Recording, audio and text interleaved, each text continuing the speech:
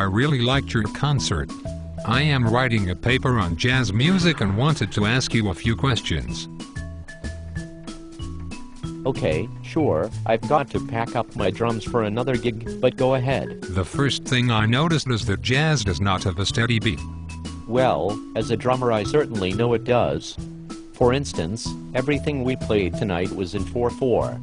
We were dancing all around it, but there was a steady beat. Oh, this is not going well. You are not agreeing with me. Were those songs all originals? We play traditional secular holiday tunes. They are originals all right, only we didn't write them. I did not recognize them.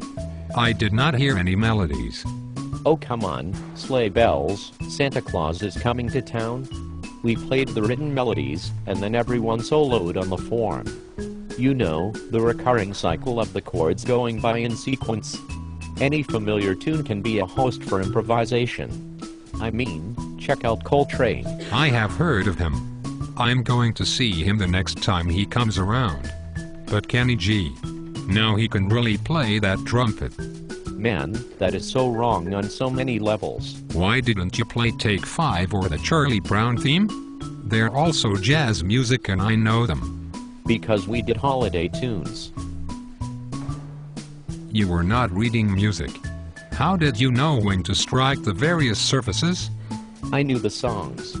They are all very common this time of season. Have you ever jammed out with Buddy Rich? He is the world's greatest jazz drummer ever.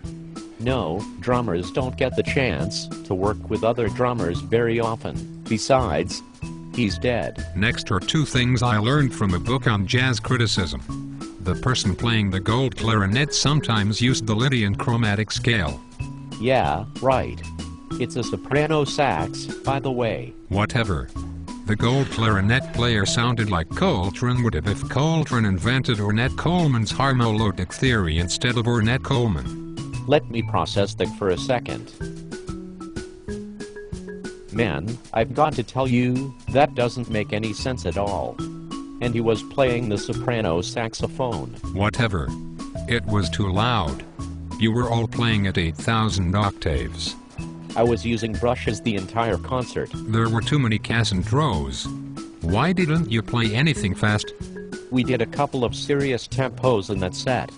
I think you're confusing tempo with constantly pounding, repetitive quarter notes on the bass drum, so rhythmically challenged people can feel the beat on overexposed pop tunes. Sorry, my bad. Well then, don't you know anything slow? Yes I do. January and February. And sometimes the middle of summer. I've got to get going, I have another gig. One last question. Why aren't you famous? Why haven't I already heard of you? You have gone from clueless to a pretentious jazz expert to just insulting in this short conversation. Oh, look at the time. I have to split. So, you play with other bands too. Are they famous? Have I ever heard of them? No, I only do this one gig every December. I would just leave my drums here for a year, but the management won't allow it. Seriously man, I play anytime, anywhere for any pay above all the pride I can swallow. I really have to go now.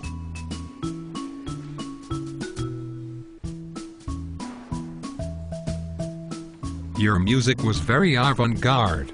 We were playing Christmas tunes. It's the kind of music I could get into if I was really high. Then it would sound great. Aren't you stoned right now? Have you ever heard of a synapse? Do you have any neurons firing at the moment at all? No, I really enjoyed your concert. It was awesome. To be honest, how could you possibly tell? You were either messing with your cell phone, or talking loudly to the guy playing air guitar sitting next to you the whole show. You were not listening. You didn't hear a single note. Really, dude, that's just rude. Yes, I know. I'm rude. Good luck with your paper and happy holidays.